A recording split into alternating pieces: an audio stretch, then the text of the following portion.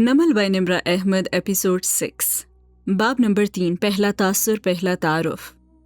محبت صابر ہوتی ہے، محبت مہربان ہوتی ہے، یہ حسد نہیں کرتی، شیخی نہیں بکھارتی، مغرور نہیں ہوتی، یہ ترش نہیں ہوتی، خود شناس ہوتی ہے، جلد غصہ نہیں کرتی، غلطیوں کا حساب نہیں رکھتی، بدی میں خوش نہیں ہوتی، صرف سچ میں تسکین پاتی ہے، ہمیشہ حفاظت کرتی ہے، ہمیشہ بھروسہ کرتی ہے، ہمیشہ امید رکھتی ہے، ہمیشہ ثابت قدم رہتی ہے، محبت کبھی ناکام نہیں ہوتی، مگر جو پیش گوئیاں ہیں وہ ختم ہو جائیں گی، جو زبانیں ہیں وہ خاموش کرا دی جائیں گی، اور جو علم ہے وہ دم توڑ جائے گا۔ عہد نامہ جدید انجیل مقدس۔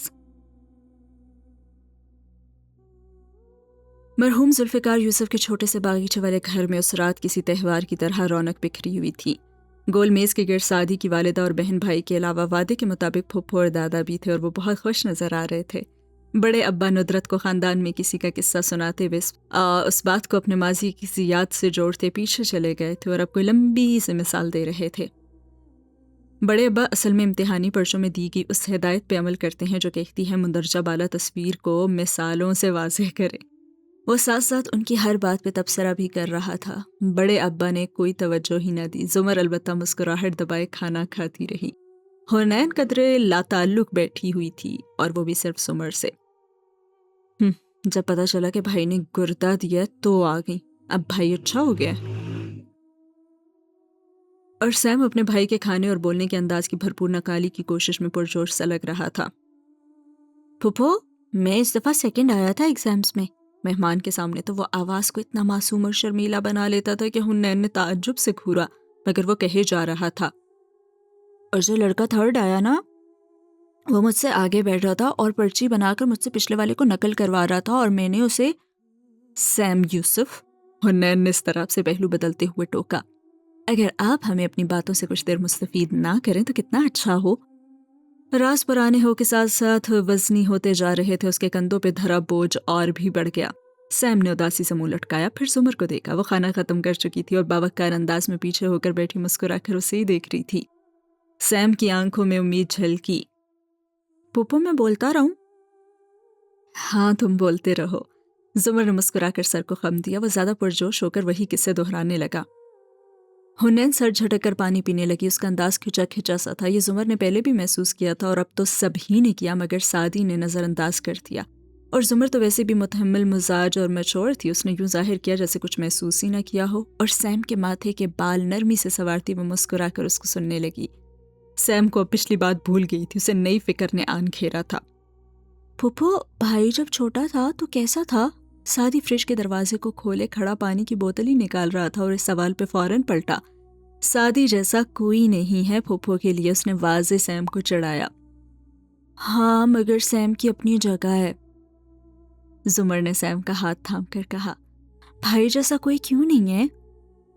اس لیے سیم کہ جب سعدی تم جتنا تھا تو میں حنین جتنی تھی، اور ہم بہترین دوست تھے۔ ہمارا اسکول بھی ایک تھا، اور اسکول جانے سے پہلے اپنے اپنے گھر سے ہم ایک کارٹون دیکھ کر نکلا کرتے تھے۔ ہمارے زمانے میں نا صبح 7 بجے پی ٹی وی پہ کارٹون لگا کرتے تھے۔ سعدی بوتل اٹھا کر ہاتھ میں لیے واپس کرسی پہ آ بیٹھا۔ حنین خاموشی سے ندرت کے ساتھ برتن اٹھوانے لگی۔ کھانا کھایا جا چکا تھا، اور وہ مزید وہاں پہ شاید ان سب کے قریب بیٹھنا ہی نہیں چاہتی تھی۔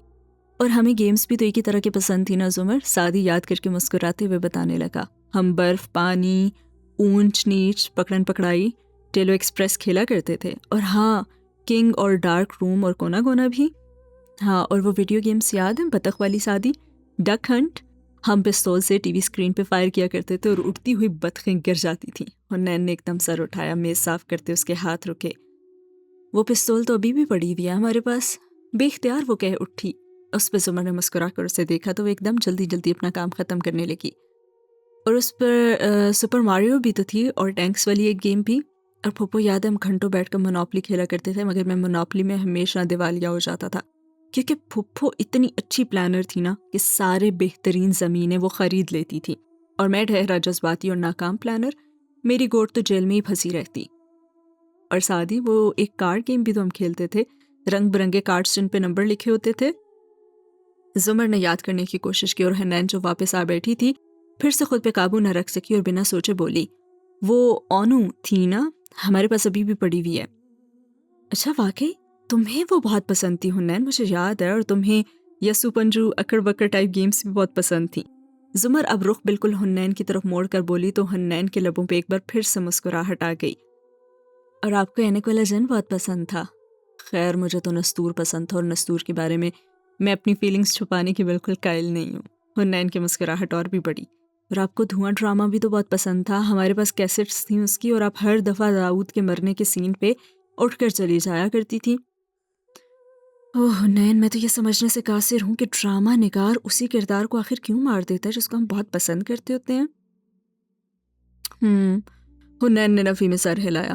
انہیں جس کردار کو مارنا ہوتا ہے نا، وہ آپ کو پسند کرنے پہ مجبور کر دیتے ہیں۔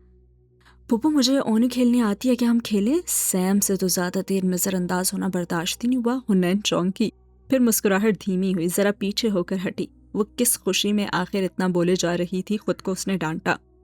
ہاں چلو کھیلتے ہیں، سعدی نے اس کا بغور دیکھتے ہوئے درمیان سے راستہ نکالا۔ جاؤ ہنا لے کر آؤ نا، مگر کارڈز میں شفل میں ہی کروں گا، یاد ہے پھوپھو؟ ہنا اپنے گھٹنے کے نیچے چاروں کارڈز پہلے ہی چھپا لیتی تھی، اس لیے میں کبھی بھی نہیں جیتتا تھا۔ مجھے آج احساس ہو رہا ہے کہ میں یہ سارے گیمز ہمیشہ ہار جاتا ہوں، اس لیے ہنا تم اپنی چیٹنگ کرنے کی صلاحیتوں سے نا ذرا باز رہنا۔ مصنوعی ناراضی سے اس نے حنین کو دیکھتے ہوئے کہا مگر۔ حنین ذوالفقار یوسف علی خان بالکل ساکت رہ گئی، اور سعدی کو بے یقینی سے دیکھتی اس کی نگریں پتھرا گئیں۔ رنگت سفید پڑی جیسے وہ کوئی برف کا مجسمہ ہو۔ میں چیٹنگ نہیں کرتی بھائی، اس نے اتنی بے یقینی سے اسے دیکھتے ہوئے کہا تھا کہ سعدی کی مسکراہٹ ہی غائب ہو گئی، اور حنین ایک دم کھڑی ہوئی۔ زمر نے بھی سر اٹھا کر اسے دیکھا۔ میں کارڈز لاتی ہوں، وہ مڑ گئی۔ سعدی فوراً اس کے پیچھے لپکا۔ آئی ایم سوری، میرا یہ مطلب نہیں تھا، اور وہ سعدی کے کمرے میں اسٹڈی ٹیبل کے سامنے کھڑی تھی جب وہ اس کے سامنے آیا۔ حنین سر ہلا کر چھپ کر دروازہ کھولنے لگی۔ مجھے پتا ہے تم کبھی چیٹنگ نہیں کر سکتی، میں تو صرف مذاق کر رہا تھا۔ آئی نو۔ اس نے کارڈز نکالنے اور دروازہ بند کرنا اور پھر سیدھی ہوگی۔ وہ اسی طرح فکر مندی سے اپنی بہن کو دیکھ رہا تھا جس کی رنگت سفید تھی۔ حنین، ہمارا مسیحا صرف ایک ہی شخص ہوتا ہے، اور وہ ہم خود ہوتے ہیں۔ مجھے پتا ہے بھائی۔ اس نے سر ہلا کر پھیکا سا مسکرانے کی کوشش کی، پھر مڑی تو ایک دم قدم زنجیر ہوئے۔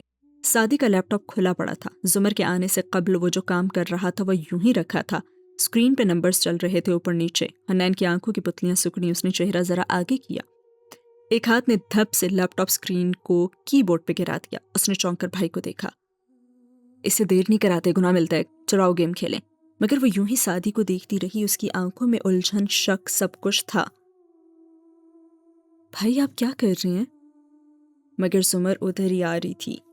سعدی، ہاشم کہتے ہوئے اس نے فون پکڑا دیا، اور سعدی نے گڑبڑا کر فون تھاما۔ چہرے سے وہ خوشگوار تاثرات غائب ہوئے اور ان کی جگہ سنجیدگی نے لے لی۔ جی اوکے۔ اس نے فون بند کیا تو حنین تیزی سے بولی، کیا کہہ رہے تھے؟ مطلب اس دن کے لیے معذرت کر رہے تھے کیا؟ سعدی لمحے بھر کو رکا۔ ہاشم نے کہا تھا کہ اس کی سیکریٹری صبح کال کر کے اس سے ملاقات کا وقت دے دی گی، مگر چونکہ اس کا فی الحال ہاشم سے ملنے کا کوئی ارادہ تھا نہیں، اس لیے اس نے ہاں کہہ کر بات ختم کر دی۔ اب گیم شروع کریں، میں آتی ہوں۔ وہ وہاں سے نکل آئی۔ اپنے پیچھے سے سعدی اور زمر باتیں کرتے راہداری میں آگے جاتے ہوئے محسوس ہوئے، مگر وہ اپنے اور سیم کے مشترکہ کمرے میں آئی جہاں آج پھپھو اور اسے رہنا تھا، اور اس نے دروازہ بند کر دیا۔ الماری کھولی۔ کپڑوں کا ماؤنٹ ایوریسٹ آج نہیں گرا کیونکہ صبح امی نے الماری جمائی تھی۔ وہ جوتوں کے خانے پہ جھکی، چند ڈبے باہر نکالے، پھر ہاتھ ڈال کر کونے میں رکھا ایک ننا مخملی سا ڈبہ نکالا۔ سنہری مخمل کا وہ ڈبہ کھولنے سے پہلے اس نے بہت دیر سوچا، اتنی دیر کے ہاتھ شل ہو گئے، اور پھر اس نے کھول ہی دیا۔ اندر سنہرے مخمل پہ ایک سنہری چین والا لاکٹ رکھا تھا، مگر کسی سونے چاندی کی جگہ اس زنجیر میں سیاہ ہیرے کی شکل کا سٹون پرایا ہوا تھا جس کے اوپر سنہری حروف میں اینڈس ایور آفٹر کنندہ تھا۔ یہ سعدی کی چین کا جڑواں تھا۔ اس نے زنجیر کو ہولے سے چھوا، مگر پھر ہاتھ ہٹا لیا جیسے کرنٹ کے ننگے تار کو چھو لیا، اور سر جھٹک کر ڈبہ بند کر دیا۔ اسے پھینکنے والے انداز میں نشنے خانے میں ڈالا، جوتوں کے ڈبے اندر رکھے اور زور سے الماری بند کی۔ گہری سانس لے کر وہ اٹھی تو اس نے فیصلہ کر لیا تھا کہ وہ بھائی کو ہاشم والی بات بتا دے گی۔ آخر ہاشم بھائی تو تھے نا، کوئی غیر تو نہیں۔ بھائی سمجھ جائے گا، اس لیے وہ بتا دے گی، مگر کب یہ حنین نے بھی طے نہیں کیا تھا، اور سین ہوا ختم۔ دشت طلب بھی کیا کوئی شہر طلسم ہے؟ جواہرات کا اندازہ ہمیشہ کی طرح درست تھا۔ نوشروان دوستوں کی طرف نہیں گیا تھا، وہ اس پر رونق مارکیٹ میں آ گیا تھا جہاں رات میں بھی دن کا سما تھا۔ جو نیٹو کنٹینرز آج کل لوٹے جا رہے تھے ان کا سامان یہاں کوڑیوں کے بھاؤ بک رہا تھا۔ پٹھان اور مقامی دکاندار اس بات سے قطعاً بے نیاز کہ وہ جو بیچ رہے ہیں وہ بے حد قیمتی برانڈڈ اشیاء ہیں، بہت مزے سے بھاؤ تاؤ میں مصروف تھے۔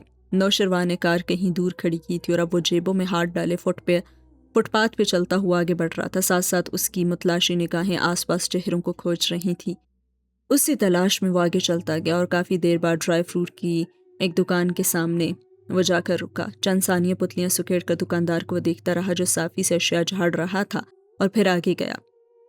جی صاحب، تازہ ڈرائی فروٹ ہے۔ دکاندار اس کو دیکھ کر کپڑا رکھتا جلدی جلدی اپنی اشیاء کی خصوصیات گنوانے لگا، اور نوشروا نے پہلے 2 فکرے تو بیزاری سے سن لیے، پھر بات کاٹ کر بولا 40 گرام چاہیے۔ بس؟ مگر کون سا؟ تمہیں پتہ ہے مجھے کیا چیز 40 گرام چاہیے؟ اس کی آنکھوں میں دیکھ کر درشتی سے وہ بولا تو دکاندار کے الفاظ تو حلق میں ہی اٹک گئے۔ اس نے زبردستی مسکرانے کی کوشش کی مگر رنگت متغیر ہوتی گئی۔ صاحب تمہیں کوئی غلط فہمی ہوا ہے، ہم ایسا کام نہیں کرتا۔ میں پولیس والا نہیں ہوں، مال دو تو میں جاؤں، وہ بگڑے تاثرات سے بولا۔ صاحب میں نے بتایا نا کہ میں دیکھ بھائی، میری ایک جیب میں پستول ہے اور دوسرے میں بٹوا، میں تجھے کون سی جیب دکھاؤں جو تو میری بات سنے گا؟ کہتے ساتھ اس نے شرٹ کا کنارہ ترچھا کیا اور پہلی جیب میں رکھا ہوا پستول ذرا سا جھلکا، اور دکاندار نے ہاتھ اٹھا کر سر اس بات میں ہلایا۔ گلابی والے قائد اعظم چلیں گے، اندر آؤ اور بتاؤ کون سا چاہیے۔ نوشروا استہزائیہ مسکرایا اور اس کے پیچھے اندر چلا گیا۔ جس وقت وہ گھر واپس آیا ہاشم لاؤنج میں نیم دراز تھا، یوں کہ پاؤں میز پہ رکھے ہوں اور سونیا اس کے سینے پہ سر رکھے ترچھی لیٹی ہاتھ میں آئی پیڈ پکڑے گیمز کھیل رہی تھی۔ وہ ایک ہاتھ سے سونیا کے نرم سے بال سہلاتا، دوسرے میں پکڑے مگ سے گھونٹ بھرتے ٹی وی دیکھ رہا تھا۔ بابا میرا گیم دیکھے نا، وہ خفا خفا سی بولی۔ ہاشم نے ایک نظر سکرین پہ ڈالی۔ اتنی دیر سے تو ان لمبی ناکوں والے پرندوں کو دیکھ رہا ہوں، اب تو مجھے ان کی شکل بھی یاد ہوگی۔ مسکراہٹ دباتا وہ کہتا رہا اور پھر سے ٹی وی دیکھنے لگا۔ آپ کو تو میری کوئی گیم سمجھ میں ہی نہیں آتا، وہ مسلسل سکرین پہ انگلیاں چلاتی کہہ رہی تھی۔ میں اس طرح کے گیم نہیں کھیلا کرتا سونی، اور جو میں کھیلتا ہوں وہ میں ہمیشہ جیتتا ہوں۔ شیرو میرے ساتھ سب گیم کھیلتا ہے۔ ہاں شیرو اور تمہاری عمر میں زیادہ فرق ہے بھی نہیں۔ ہاشم نے ٹی وی کو دیکھتے جھک کر اس کے بال چومے۔ کیا سونی کو پتا ہے کہ وہ ماما کے ساتھ چھٹیوں پہ نہیں جا رہی؟ وہ گیم میں مصروف تھی۔ گڈ، میرے 2 ایک کام ختم ہو جائیں پھر بابا اور سونی چھٹیوں پہ جائیں گے، ٹھیک؟ اور شیرو بھی جائے گا اور ماما بھی اور ممی بھی؟ ماما کے علاوہ سب جائیں گے۔ ماما کے ساتھ سونیا سردیوں میں چلی جائے گی۔ اوکے، اس نے سر ہلا دیا۔ گیم مشکل ہوتا جا رہا تھا، تبھی ہاشم کی نگاہ اندر آتے شیرو پہ پڑی جو نگاہ ملائے بغیر سیڑھیوں کی طرف بڑھ رہا تھا، اور ہاشم نے اسے پکارا۔ ہو سکتا ہے کل شادی آئے، میں چاہوں گا کہ تم بھی میرے ساتھ ہو تب۔ نوشرواں پہلے زینے پہ رکا، مڑا نہیں، آہستہ سے کہا اوکے۔ کیسا ہے سرمد اور اس کے بھائی کے کیس کا کیا بنا؟ بغور اسے دیکھتے ہوئے مگ سے گھونٹ بھرا۔ اسے بھی جواہرات کی طرح یقین تھا کہ شیرو دوست کے پاس تو نہیں گیا ہوگا۔ پتہ نہیں، میں نے نہیں پوچھا۔ وہ نگاہ ملائے بغیر سیڑھیاں چڑھتا گیا اور ہاشم نے بھی بحث نہیں کی۔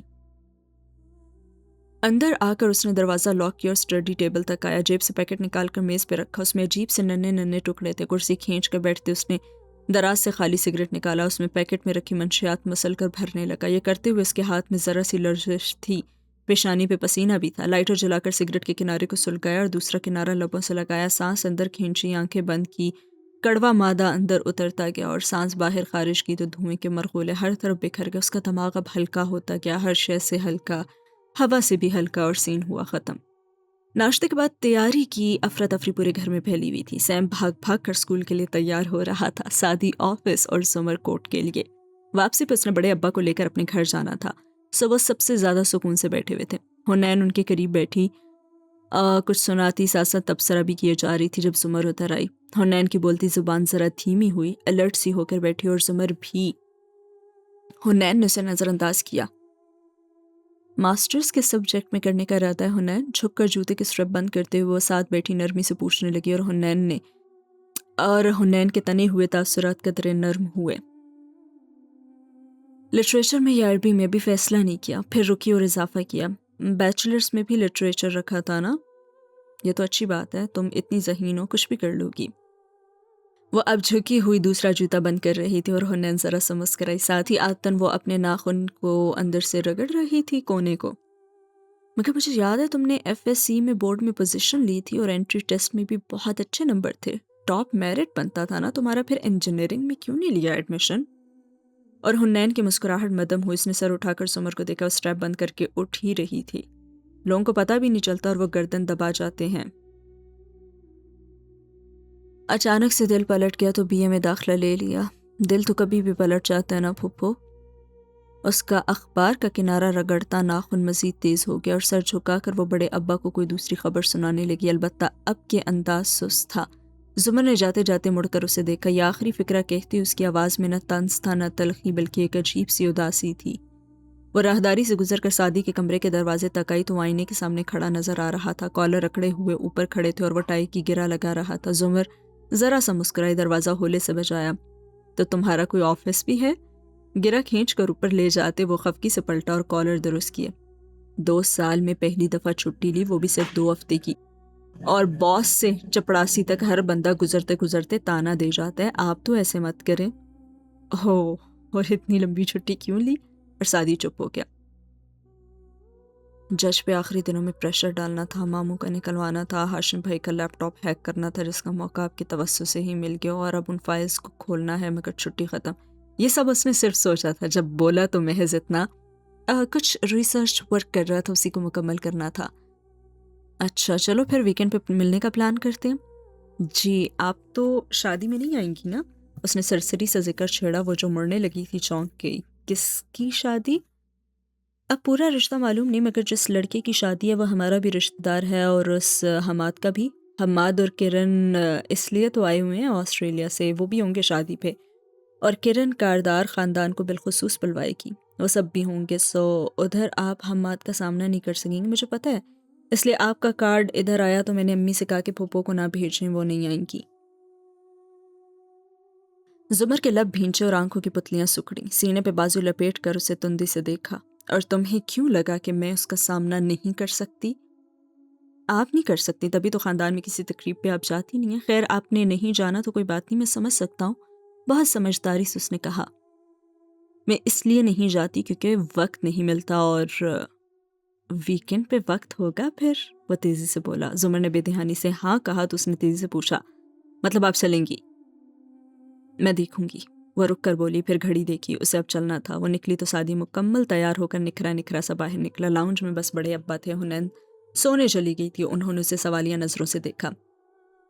وہ تقریب میں جانے کے لیے مان گئی؟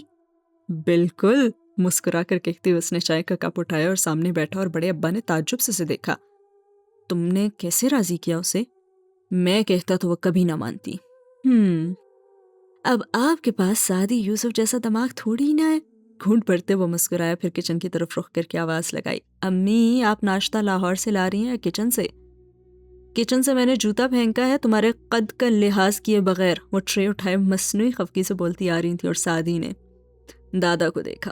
کوئی مانے گا کہ یہ خاتون میرے پیچھے میرے بہن بھائیوں کو میری مثالیں دیتی ہے؟ مجھے پتہ ہے اچھے سے، جلدی جلدی کا شور اس لیے مچاتے ہو کہ ناشتہ آدھا کرنا پڑے، اور اب اگر تم نے یہ ختم نہ کیا نا سعدی تو مجھے امی نہ کہنا۔ وہ سامنے بیٹھتے ہوئے اس کی شکایت دادا سے لگا رہی تھی اور وہ مسکراتے ہوئے بس سن رہے تھے۔ سعدی نے حسب عادت بس تھوڑا سا کھایا، پھر ہاتھ صاف کرتا اٹھا اور بہت متانت سے ماں کو مخاطب کیا، اچھا ندرت بہن، اللہ حافظ، اور اس سے پہلے کہ وہ واقعی اس کے قد کا لحاظ کیے بغیر ایک ہاتھ جڑ دیتی، وہ باہر نکل گیا اور سین ہوا ختم۔ سارا آفس کے لیے تیار کار کا دروازہ کھول رہی تھی جب گیٹ کی گھنٹی بجی۔ اس نے مڑ کر دیکھا، گیٹ اونچا تھا، یہاں سے معلوم نہیں ہوتا تھا کہ باہر کون ہے۔ وہ چابی دروازے میں چھوڑ کر بیگ کار کی چھت پہ رکھ کر گیٹ تک آئی اور اسے کھولا۔ آدھا دروازہ کھلتے ہی ہاتھ ٹھڑک کر رکے کیونکہ باہر فارس کھڑا تھا، ٹی شرٹ، جینز، چھوٹے کٹے بال، سنجیدہ گہری نظریں اور سپاٹ چہرہ۔ سارا نے باقی دروازہ سست روی سے کھولا۔ فارس کوئی نادیدہ لٹ کان کے پیچھے اڑستی وہ ایک طرف ہٹی اور چہرے پہ تذبذب سا تھا۔ آپ ٹھیک ہیں؟ سرسری سے سوال کیا، البتہ اس کو دیکھ کر گہری نظر سے رہا تھا وہ۔ میں ذرا سا اس نے سر ہلایا اور مزید ایک سائڈ پہ ہوا۔ میرا اتنی صبح آنا اچھا نہیں لگا، یا آنا ہی، اس کی ہچکچاہٹ کے باعث وہ ذرا سا بولا۔ سارا کے چہرے پہ شرمندگی ابھری۔ ایسا نہیں ہے، آؤ، بچیوں سے ملنے آیا تھا میں۔ وہ وہیں کھڑا رہا اور سارا بھی ادھر ہی کھڑی رہی، مگر اس سے نگاہ نہیں ملائی۔ وہ اسکول کے لیے تیار ہو رہی ہیں، بس ہم نکلنے ہی والے تھے۔ ساتھ ہی اس نے گھڑی دیکھی جیسے جلدی میں ہو۔ یعنی کسی اور وقت آؤں؟ اس کے چہرے کے بدلتے رنگ بغور دیکھتے وہ خشک انداز میں کہہ رہا تھا، اور سارا نے اضطراب سے چہرہ اٹھا کر اسے دیکھا۔ تم آ سکتے ہو فارس، مگر زیادہ نہیں۔ وہ اس کے تاثرات پڑھ رہا تھا۔ تو آپ کے خیال میں وارث کو میں نے قتل کیا تھا؟ ایسا نہیں ہے، مجھے یقین ہے کہ تمہیں پھنسایا گیا تھا۔ یقیناً تمہارے دشمن بہت ہوں گے، اور میرا ادھر آنا آپ کے خاندان کے لیے خطرے کا باعث بن سکتا ہے۔ میں سمجھ گیا، آئندہ دور رہوں گا۔ سر ہلا کر وہ یوں کہہ رہا تھا جیسے واقعی سمجھ گیا ہو، اور سارا نے دکھ سے اسے دیکھا۔ فارس، آئی ایم سوری، مگر میں پہلے ہی بہت مشکل زندگی گزار رہی ہوں۔ میرے پاس میری بیٹیوں کے علاوہ اور کوئی نہیں ہے۔ میں ان کو کسی بھی خطرے میں نہیں ڈال سکتی۔ تم پلیز مجھے غلط مت لینا۔ کہا نہ سمجھ گیا، اب مل لوں یا جاؤں؟ نہیں، آؤ پلیز۔ وہ آپ کے واقعی پیچھے ہٹی اور اندر کی طرف بڑھی۔ وہ چند لمحے ضبط سے اسے آگے جاتے دیکھتا رہا اور پھر سر جھٹک کر پیچھے ہو لیا۔ فارس سین، اور سین ہوا ختم۔ ہر حقیقت فریب لگتی ہے جب کوئی اعتبار کھو بیٹھے۔ اسٹڈی روم میں خاموشی پھیلی تھی۔ نوشرواں بھی اس خاموشی کا حصہ بنا، لبوں پہ مٹھی رکھے میز کے اس طرف بیٹھے ہاشم ہی کو دیکھ رہا تھا، جو بہت ہی انہماک سے فائل کے صفحے کو پڑھ رہا تھا۔ اسے آج آفس دیر سے جانا تھا، اس لیے وہ رات والے لباس میں ہی تھا۔ تیسری دفعہ پوچھ رہا ہوں کہ سعدی کب آئے گا؟ وہ اب بیزار ہونے لگا تو مقدس خاموشی کو توڑا۔ ہاشم نے صفحہ پلٹا، پھر نگاہ اٹھا کر اسے دیکھا۔ کیا اس کے انتظار میں تم تمام رات سو نہیں سکے؟ اس نے شیرو کی ہلکی گلابی آنکھوں کو دیکھ کر کہا تھا، اور شیرو کا اوپر کا سانس اوپر اور نیچے کا نیچے رہ گیا، رنگت ذرا سی پھیکی ہوئی۔ سویا تو تھا مگر بہت دیر سے، اس نے گڑبڑا کر کہا، اور پھر بغور ہاشم کے تاثرات دیکھے، اور وہ پھر سے فائل میں مصروف ہو گیا تھا۔ لاکھ شاطر سے ہی اتنی جلدی ہاشم کو شک نہیں ہو سکتا تھا کہ وہ پھر سے ڈرگز پہ آ گیا ہے۔ موبائل بجا، ہاشم نے انگلی سے بٹن دبایا اور بولو کہتے ہوئے فائل کا دوسرا صفحہ پلٹا۔ اس کے پاس اتنی فرصت بھی نہ تھی کہ موبائل کان سے لگا، تو اس کی سیکریٹری کی آواز گونجی۔ سر، میں نے سعدی یوسف کو کال کی تھی۔ وہ رک گئی۔ ہاشم نے پین سے اس صفحے میں کچھ انڈر لائن کیا۔ حلیمہ، میں اگلے کتنے منٹ تمہارے بولنے کا انتظار کروں گا؟ سوری سر، انہوں نے کہا ہے کہ وہ مصروف ہیں، ان کو اپنا شیڈول دیکھنا پڑے گا۔ آج تو ناممکن ہے، اگلے ہفتے میں ان کو دوبارہ کال کر کے پوچھ لوں۔ اگر وہ رکی مگر پھر جلدی سے بولی، اگر ہاشم بھائی کو مجھ سے ملنے کا اتنا ہی شوق ہے تو اوکے۔ ہاشم نے بٹن آف کیا اور صفحے پہ 2 الفاظ کے گرد دائرہ لگایا۔ وکالت سارا الفاظ کا کھیل ہی تو تھا۔ شیرو کے ماتھے پہ بل پڑ گئے۔ ایٹیٹیوڈ دیکھا ہے آپ نے اس کا؟ بدتمیز انسان، خود کو پتہ نہیں سمجھتے ہی کیا۔ ہاشم نے تھکاوٹ سے سر نفی میں ہلا کر شیرو کو دیکھا۔ تم کب بین السطور باتیں پڑھنا سیکھو گے نوشرواں؟ وہ جو بپھرا ہوا آگے ہو کر بیٹھا تھا کچھ اور بھی کہنا چاہتا تھا، حیرت سے رکا۔ اس کی اس بات کا اور کیا مطلب ہے؟ کیا تم سعدی کو نہیں جانتے؟ وہ بدتمیزی نہیں کر رہا، وہ مجھ سے ملاقات کو ٹال رہا ہے۔ مگر وہ کیوں ٹالے گا؟ جب اس کو کوئی مدفن ثبوت ملے گا نا تو وہ سب سے پہلے میرے پاس آئے گا۔ صاف بات ہے، اس سے میری فائلز ابھی تک کھلی نہیں ہے، بغیر ثبوت کے تو وہ میرا سامنا نہیں کرے گا نا، اور فائلز کو کھولنے کے لیے اسے وقت چاہیے، اور اگر اس نے فائلز کھولنی تو نہیں کھلیں گی۔ ہاشم نے اطمینان سے کہتے ہوئے وہ فائل سٹینڈ پہ رکھے بلندے پہ ڈالی اور لیپ ٹاپ اپنے قریب کیا۔ سعدی کبھی بھی کمپیوٹرز کے ساتھ اچھا نہیں تھا۔ میرے کمپیوٹر کی ہارڈ ویئر کو وہ اپنی کسی ڈیوائس سے ریموٹلی ایکسس تو کر سکتا ہے، مگر فائلز پہ لگے تالے کھولنے کے لیے وہ ایسے پروگرامز استعمال کرے گا جو تالا توڑ نہیں سکتے۔ مگر اس میں باری باری ہزاروں چابیاں لگا کر دیکھتے ہیں کہ شاید کوئی چابی لگ جائے، اور جب آدھے سفر میں بھی تالا نہیں کھلتا تو فرسٹریشن کا شکار شخص زور زور سے چابی گھماتا ہے، اور اس کے بعد پتہ ہے کیا ہوتا ہے شیرو؟ وہ ہلکا سا مسکرایا۔ غلط چابی تالے میں ٹوٹ جاتی ہے، اور ٹوٹی چابی والا لاک پھر صحیح چابی سے کھلنے کے قابل بھی نہیں رہتا۔ اور اگر تمہاری گلستان سعدی ختم ہو چکی ہو تو اب میں کام کر لوں؟ شیرو ماتھے پہ بل لیے اٹھا اور میز پہ دھرا اپنا موبائل بھی اٹھا لیا۔ ادھر اس نے اپنے موبائل کو دیکھا، ادھر ہاشم نے اس کی نگاہوں کو، اور پھر ہاشم نے سنجیدگی سے ہاتھ بڑھایا۔ فون دو۔ شیرو نہ سمجھی سے فون اسے پکڑایا اور ہاشم نے اسکرین کو چند دفعہ دبایا۔ یہ سعدی کا نمبر ہے۔ اسکرین شیرو کو دکھائی اور فون پھر اپنے سامنے کر لیا، اور یہ ہو گیا سعدی کا نمبر ڈیلیٹ۔ دوبارہ اسکرین لہرائی۔ نوشرواں کو تو منہ ہی کھل گیا۔ بھائی مگر تو میری اسٹڈی سے نکل کر اسے کال کرنے اور اس پہ غصہ کرنے کا سوچ رہے تھے نا، بالکل بھی انکار مت کرنا، اور مجھے معلوم ہے تم اس کا نمبر کہیں سے دوبارہ بھی لے سکتے ہو، مگر میں تمہیں یہ بتانے کی کوشش کر رہا ہوں کہ اگر تم نے سعدی کو چھیڑ کر میرے لیے کوئی مصیبت کھڑی کی تو میں تمہارے ساتھ کتنی سختی سے پیش آ سکتا ہوں۔ اس کا فون اپنی دراز میں ڈالتے ہوئے قطعیت سے کہہ رہا تھا، اور شیرو نے خفگی سے اسے دیکھا اور پھر اوکے کہہ کر وہ مڑ گیا۔ اور ناشتے کے لیے جاتے ہوئے فیونا سے کہہ دینا کہ آج کے سارے کھانے تمہیں تمہارے کمرے میں پہنچ جائے، کیونکہ آج کے دن تم گھر سے باہر نہیں نکلو گے۔ وہ کوئی دوسری کتاب کھولتے ہوئے کہہ رہا تھا، اور شیرو ہکا بکا سا پلٹا۔ میں 25 سال کا ہوں بھائی، اس نے احتجاجاً دبا دبا سا کہا۔ اور میں 37 کا، کیا مجھے دوبارہ دہرانے کی ضرورت ہے کہ تم آج کے لیے گراؤنڈڈ ہو؟ آئیبرو اٹھا کر ایک سخت نگاہ اس پہ ڈالتے ہوئے ہاشم نے پوچھا، اور شیرو کے اعصاب ڈھیلے پڑ گئے۔ سوری بھائی، میں اسے اپروچ نہیں کروں گا، اور میں اس بات پہ کل صبح ہی یقین کروں گا۔ فیونا سے کہو میرا ناشتہ یہیں پہنچا دے، میں آفس سے دیر ہو جاؤں گا۔ اور شیرو نے منہ بنا کر دروازہ کھولا اور وہ باہر نکل گیا، اور اس کے نکلتے ہی ہاشم نے بند دروازے کو دیکھا اور ہلکا سا مسکرا کر سر جھٹکا۔ یہ کب بڑا ہوگا؟ واپس کتاب کی طرف متوجہ ہوتے وہ لمحے بھر کو رکا، چہرہ اٹھا کر ادھر ادھر دیکھا۔ اسٹڈی کے ریکس، کتابیں، لیمپس، ایک عجیب سا نوسٹالجیا کے ہاشم کو اپنی گرفت میں لے لیا تھا۔ کتاب پرے کر کے اس نے پیچھے ٹیک لگائی اور قلم ہاتھوں میں گھماتے ان در و دیوار کو دیکھنے لگا، اور اس کی آنکھوں میں گہری سوچ تھی۔ پھر اس نے اپنا موبائل نکالا اور جیسے ریت میں دبا کوئی گم گشتہ صندوق ڈھونڈ رہا ہو، سعدی کا نمبر تلاش کیا۔ فون کون سے لگا کر وہ گھنٹی سنتے جا رہا تھا۔ جی ہاشم بھائی۔ وہ آج بھی اس کی کال ریجیکٹ نہیں کر سکتا تھا، اور ہاشم کے لبوں پہ مسکراہٹ آ گئی۔ تم نے آنے سے انکار کیوں کر دیا؟ وہ دوستانہ انداز میں پوچھ رہا تھا، اور وہ چند لمحے خاموش رہا۔ آج آفس دوبارہ سٹارٹ کیا نا، تو بھی نکلنا مشکل ہو گیا۔ تم چاہو تو میں تمہارے آفس آ جاتا ہوں، وہ نرمی سے بولا۔ آپ مجھ سے کیوں ملنا چاہتے ہیں ہاشم بھائی؟ کیونکہ مجھے لگتا ہے کہ تم بدل گئے ہو۔ وقت بدل گیا ہے، وہ محتاط سا بول رہا تھا۔ ہاشم نے 2 انگلیوں سے آنکھیں مس لی، ناک کی ہڈی کو چٹکی میں لیا اور پھر گہری سانس لی۔ وقت بھی وہی ہے، میں بھی وہی ہوں، اور تم بھی۔ شاید ہمارے درمیان کوئی غلط فہمی آ گئی ہے، میں وہ دور کرنا چاہتا ہوں۔ مجھے کوئی غلط فہمی نہیں ہے، اسے تو یقین تھا۔ ہاشم خاموش ہو گیا، اور چند لمحے اسٹڈی کی خاموشی ان دونوں کو بولنے پہ مجبور کرتی رہی، مگر دونوں چپ رہے۔ سعدی، کیا ہم واپس جا سکتے ہیں اچھے وقتوں میں واپس، جب ہمارے درمیان یہ زوم مانی باتیں نہیں ہوا کرتی تھیں؟ تم رات کے 1 بجے بھی میری ایک کال پہ چلے آتے تھے، جب تم مجھے ہاشم بھائی کہا کرتے تھے تو دل سے کہتے تھے۔ کیا کوئی راستہ بچا ہے سعدی؟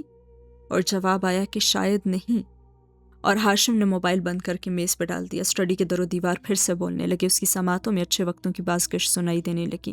بمشکل ان سب کو ذہن سے جھٹکتا ہاشم سیدھا ہوا اور کتاب پھر سے کھول لی۔ دوسری طرف اپنے آفس میں لیپ ٹاپ کے سامنے سوچ میں گم بیٹھا سعدی ابھی تک موبائل کو تک رہا تھا، پھر وہ بھی ہر چیز کو ذہن سے جھٹکتا سیدھا ہوا اور لیپ ٹاپ قریب کیا، گردن اونچی کر کے آگے پیچھے کا جائزہ بھی لیا، اور پھر اپنا پروگرام دیکھا جو ابھی تک چل رہا تھا۔ ناکامی در ناکامی، اسے شدید فرسٹریشن ہوئی۔ مضطرب سے انداز میں چند ایک کیز اس نے دبائیں، پروگرام سے ایک ساتھ 2-3 کام کروانے کی کوشش، اور اسکرین پہ جلتا بجھتا نشان جگمگانے لگا، اور اس نے دوبارہ چھیڑ چھاڑ کی اور پروگرام کرپٹ ہو گیا۔ پارٹی کی ساری محنت ضائع چلی گئی، چابی لاک میں ٹوٹ گئی تھی اور سب برباد ہو چکا تھا۔ فائلز ڈیمیج ہو چکی تھی اور اب کوئی بھی چیز ان کو ریکور نہیں کر سکتی تھی۔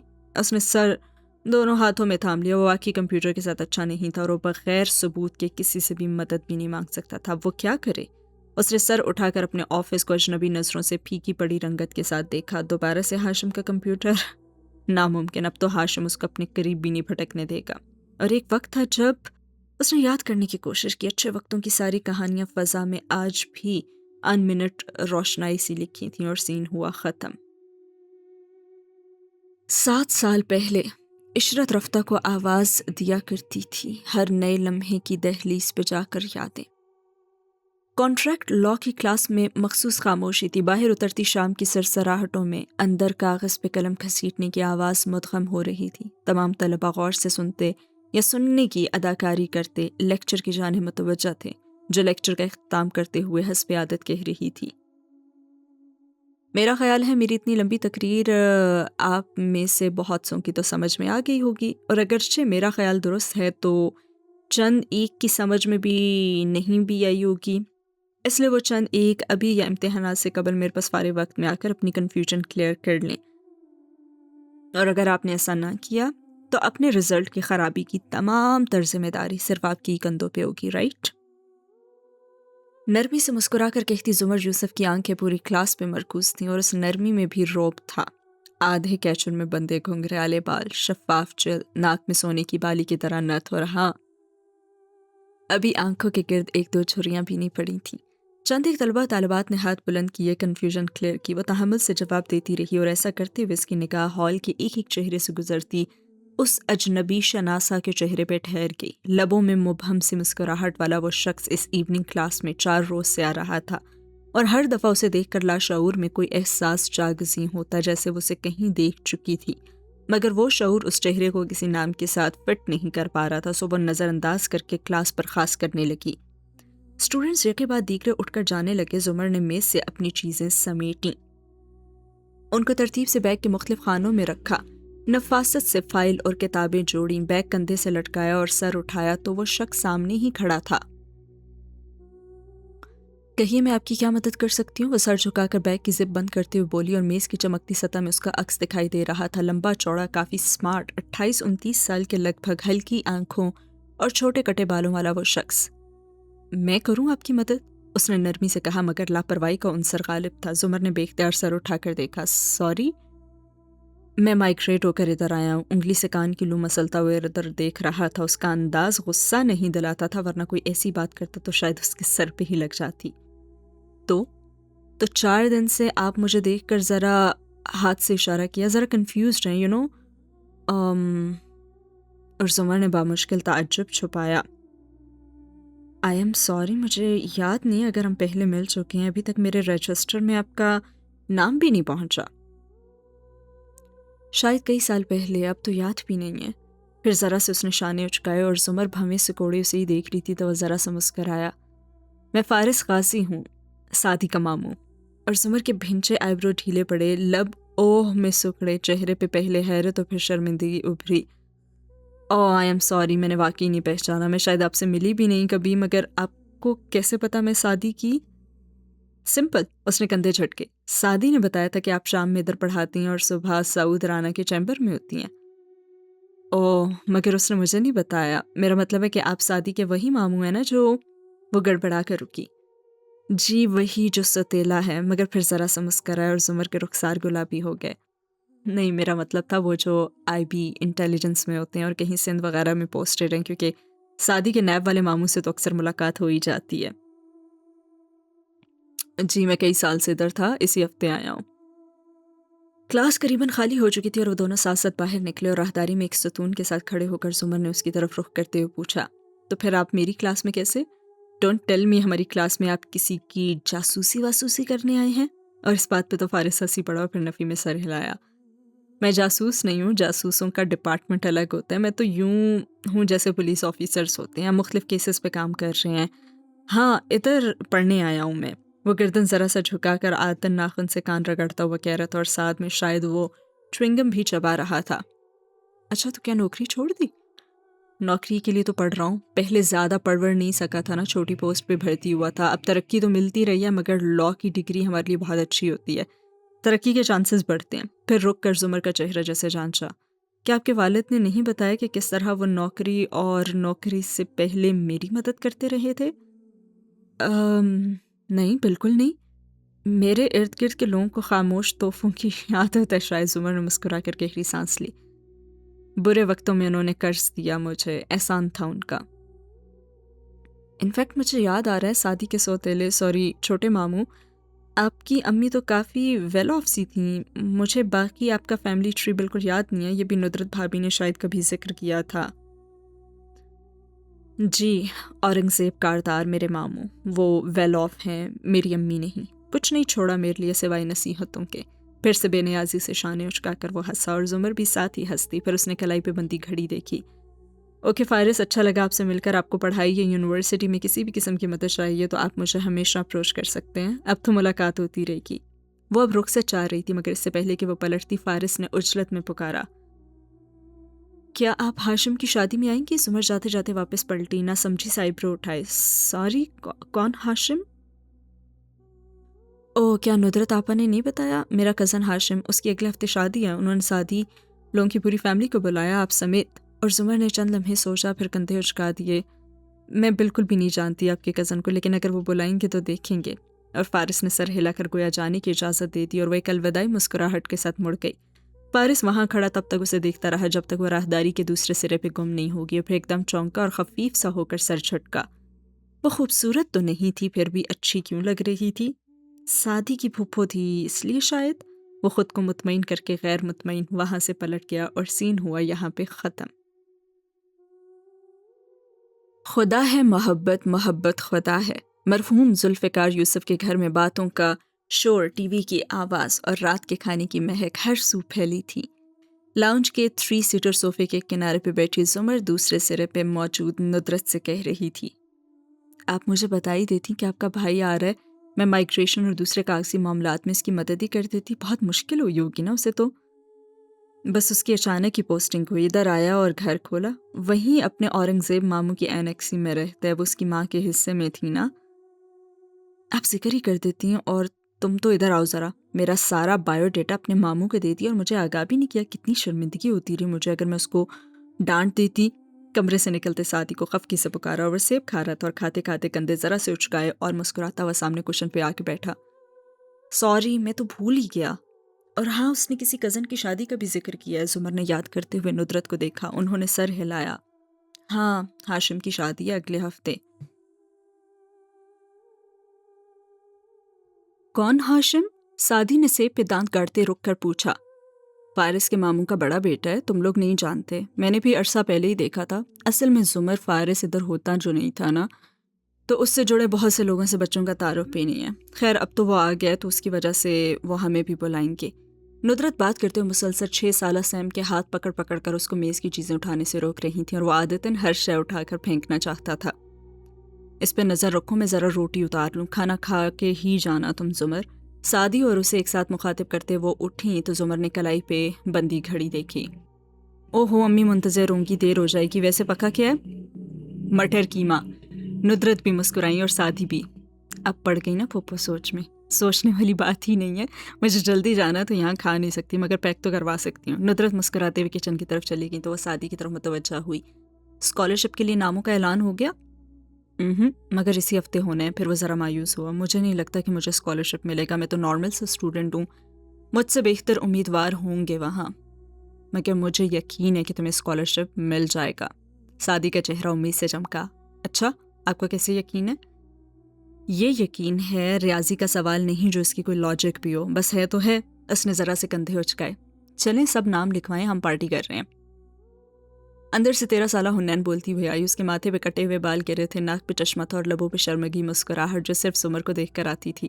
زمر بھی اسے دیکھ کر مسکرائی۔ حنین نے ایک فہرست سامنے رکھی اور ہاتھ میں پین پکڑے بہت سمجھداری سے اعلان کیا، سوموار کی شام ہم پارٹی کریں گے، میں دہی بھلے لاؤں گی اور سیم تم برگرز لاؤ گے۔ اس نے سیم سے کہا اور وہ جلدی جلدی سر اسبات میں ہلانے لگا۔ سیم کی چیز ہمیشہ امی لاتی تھی۔ اور پھپھو آپ؟ زمر کو دیکھ کر پوچھتے اس کی آنکھوں میں وہی شرمگی مسکان پھر سے جھلملانے لگی تھی۔ میں لزانیہ لاؤں گی۔ اور امی آپ؟ حنین نے زور سے آواز دی۔ کچن سے آواز واپس آئی، میں فروٹ چاٹ لاؤں گی۔ اب سب نے سوالیہ نظروں سادی کو دیکھا تو وہ ایک گال کھجاتا ہوا بولا، میں برتن لاؤں گا۔ حنین نے بھویں ناراضی سے بھینجی۔ فوراً پھپھو کو پکارا، پھپھو بھائی کو کہیں کہ یہ سموسے لے آئیں گے۔ اتنا کچھ تو ہے، پہلے تم وہ تو کھاؤ کٹو۔ کوئی بہانہ نہیں سادی، تم سموسے لاؤ گے۔ زمر نے مسکراہٹ دبا کر اسے تنبیہ کی اور وہ منہ میں کچھ بڑبڑا کر سر جھٹک کر رہ گیا۔ حنین کے ناراض تاثرات نارمل ہو گئے۔ اس نے بڑے جوش سے سادی کا نام لسٹ میں لکھ دیا اور پھر باری باری سب سے سائن کروائے۔ تبھی امی نے پکارا تو وہ پھپھو کا باکس لینے کچن میں بھاگی۔ زمر نے پانی مانگا تو سادی بھی پیچھے ہی گیا۔ زمر نے پرس سے سن گلاسز نکالے اور آہستہ سے صوفے کے نیچے کارپٹ پہ رکھ دیے، پھر سیدھی ہو کر بیٹھ گئی۔ ندرت ڈبہ لے آئیں تو وہ سب اسے چھوڑنے دروازے تک لائے۔ حنین فوراً واپس آ کر لاؤنج کی کھڑکی کا پردہ ہٹا کر دیکھنے لگی۔ زمر اور سادی کار کے پاس کھڑے تھے۔ زمر اندر بیٹھنے لگی، پھر کسی احساس کے تحت بیگ کھولا، ادھر ادھر دیکھا۔ حنین چونکی، پھر فوراً صوفے تک آئی، چیزیں ادھر ادھر کیں، اوپر نیچے دیکھا، گلاسز نیچے گرے پڑے تھے۔ او پھپھو پھر کچھ بھول گئیں، فاتحانہ خوشی سے کہتی وہ اینک اٹھا کر دروازے کی طرف بھاگی اور زمر واپس آ ہی رہی تھی۔ ادھر اس نے دروازہ کھولا، ادھر حنین نے شرمیلی مسکراہٹ کے ساتھ گلاسز والا ہاتھ بڑھایا۔ میں شاید اپنے اوہ! زمر کا سوال مکمل بھی نہ ہوا تھا کہ حنین کو دیکھ کر لبوں پہ مسکراہٹ بکھر گئی۔ اس نے اینک پکڑی اور ہولے سے حنا کا گال تھپتھپایا۔ میری زندگی میں ہونے کے لیے شکریہ حنا۔ اب کہ وہ گئی تو حنین واپس صوفے پہ آ بیٹھی۔ اسے دوبارہ کھڑکی میں نہیں کھڑے ہونا تھا کیونکہ زمر بھول صرف ایک دفعہ کرتی تھی، حنین امید صرف ایک دفعہ لگاتی تھی۔ اس نے میز سے لسٹ اٹھائی تو فوراً سے مسکراہٹ اڑن چھو ہوئی۔ وہاں سعدی کے نام کے آگے لکھا سموسے سے کاٹ کر برتن لکھا تھا، اور بھائی خود بھی غائب تھا۔ حنین نے غصے سے چلانے کے لیے منہ کھولا مگر پھر خود ہی ہنس پڑی اور برتن کو دوبارہ سموسے سے کر کے لاؤنج کے کونے میں رکھی کمپیوٹر ٹیبل پہ آ گئی۔ ادھر اس نے کمپیوٹر آن کیا، ادھر سیم ساتھ والی کرسی پہ آ بیٹھا، اور وہ گیم کھیلے گی تو وہ دیکھے گا تو صحیح۔ یہی دستور تھا اور یہی معمول تھا، اور سین ہوا ختم۔ ڈائننگ ٹیبل پہ کریلے گوشت کے قریب مٹر قیمہ بھی ایک چھوٹے ڈونگے میں رکھا تھا، اور فرحانہ بیگم اس میں سے چمچ سے سالن نکالتی کہہ رہی تھیں، مرچیں ندرت ہمیشہ سے تیز ڈالتی ہے، اب اگر تمہیں دینا ہی تھا تو وہ سالن دیتی جس میں مسالہ تو کم ہوتا مگر ناچی۔ سربراہی کرسی پہ براں جمع بڑے ابا روٹی کا نوالا توڑ رہے تھے اور دائیں ہاتھ بیٹھی زمر پانی کا گھونٹ بھر رہی تھی۔ دونوں نے سنا ہی نہیں۔ اصل میں پتہ ہوتا ہے نا اس کو کہ ہم دونوں بوڑھوں نے بھی کھانا ہے اور مرچیں ہمیں کتنا نقصان کریں گی۔ اب کی بار یوسف خان نے خفگی سے ان کو دیکھا۔ بوڑھوں کی فہرست آپ خود تک محدود رکھیے بیگم، میں ابھی اس میں شامل نہیں ہوا ہوں۔ زمر نے مسکراتے ہوئے منہ میں موجود لقمہ چبایا اور پھر ان کو متوجہ کیا۔ پتہ ہے آج کل میری کلاس میں کون آ رہا ہے؟ کہہ کر اس نے دوسرا لقمہ منہ میں رکھا اور لب بند کیے۔ بہت ہی نفاست سے اسے چباتی رہی اور وہ دونوں اسی کو دیکھتے رہے۔ جب نکل چکی تو بولی، فارس غازی، ندرت بھابھی کا سوتیلا بھائی جو انٹیلیجنس میں ہوتا ہے۔ فرحانہ حیران ہوئی اور پھر مشکوک، تمہاری کلاس میں وہ کیا کر رہا ہے؟ ہاں زمر، اس نے مجھے بتایا تھا کہ LLB کر رہا ہے، اس سے اس کو ترقی کے چانسز زیادہ ملیں گے۔ یہ لڑکے بھی نا پڑھائی سے بھاگنے کے لیے فورسز میں جاتے ہیں اور پھر وہاں پڑھتے بھی ہیں اور بھاگتے بھی ہیں۔ کیا ندرت نے ذکر کیا تھا پہلے؟ ان کو نظر انداز کیے فرحانہ تیزی سے بولی، کیا ہوتا تو میں تبادلے میں اس کی مدد ہی کروا دیتی۔ وہ سلاد کی پلیٹ اٹھا کر کانٹے سے کچھ کھیرے اپنی پلیٹ میں نکال رہی تھی۔ اب تم زیادہ اچھی نہ بننا کہ اس کے سوتیلے بھائی کو تم فیورز دینے لگ جاؤ۔ زمر نے گلاس سے گھونٹ بھرا، گیلے لب نیپکن سے تھپتھپائے اور سر اٹھا کر امی کو سنجیدگی سے دیکھا۔ امی، ایک چیز ابھی سے کلیئر کر لیتے ہیں، یونیورسٹی مجھے ایوننگ کلاسز لینے کا ایک معقول معاوضہ دیتی ہے اور اس معاوضے کو حلال کرنے کے لیے ضروری ہے کہ میں یونیورسٹی کے ساتھ کیے گئے اپنے معاہدے کو پورا کروں، جس کے تحت میں ہر اسٹوڈنٹ کی غیر مشروط مدد کرنے کی پابند ہوں، اور اس لیے میں ذاتی تعصب کی بنا پر نہ تو کسی کو نقصان پہنچا سکتی ہوں، نہ ہی ذاتی تعلق کی بنا پر غیر ضروری فائدے دے سکتی ہوں۔ پھر چاہے بھابھی کا بھائی ہو یا سلیم درسی کا بیٹا، جو بھی میرے پاس مسئلہ لے کر آئے گا مجھے اسے حل تو کرنا ہوگا۔ بہت ہی نرمی اور رسان سے اس نے کہا، مگر عام حالات میں شگفتہ رہنے والی فرحانہ ندرت کے ذکر پہ ذرا سی خفیہ ہو کر برتن اٹھانے لگی۔ ہاں میں تو کہہ کر ہی پھنس جاتی ہوں۔ پھنس تو آپ اچھا کھانا بنا کر بھی جاتی ہیں، کیونکہ ہم ٹیچرز شاید اگلے ماہ 1 ڈش رکھیں گے تو اس میں بھی مجھے ایسے ہی کریلے گوشت بنا کر دیجیے گا، کیونکہ ماؤں کے ہاتھ کے کریلے کبھی کڑوے نہیں ہوتے۔ ہاں تو برا کھانا بنایا ہے میں نے کبھی؟ اب کی ناراضی مصنوعی تھی۔ ان کے جاتے یوسف صاحب فوراً زمر کی طرف مڑے۔ فارس کا ہر طرح سے خیال رکھنا، کوئی بھی ضرورت ہو تو اس کی مدد ضرور کرنا۔ جیسا کہ میں نے ابھی کہا، بلا ضرورت کوئی فائدہ دوں گی، نہ بے وجہ کوئی نقصان۔ وہ کندھا اچکا کر ٹوتھ پک نکال رہی تھی۔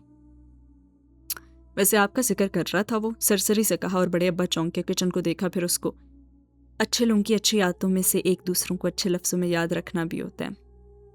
آپ یہ کہنے کے لیے تمہید باندھ رہے ہیں کہ آپ نے کبھی اس کی کوئی مدد نہیں کی؟ تم سے کس نے کہا یہ؟